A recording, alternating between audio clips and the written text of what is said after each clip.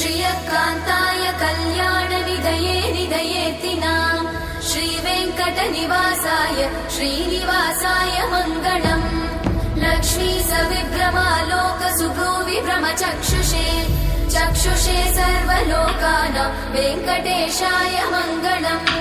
श्रीवेङ्कटाद्रिशृङ्गाग्रमङ्गलाभरणाङ्गये मङ्गलानां निवासाय श्रीनिवासाय मङ्गलम्।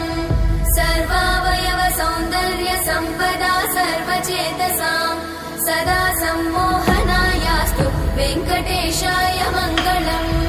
नित्याय निरवध्याय सत्यानन्दचिदात्मने सर्वान्तरात्मने श्रीमद् वेङ्कटेशाय मङ्गलम्।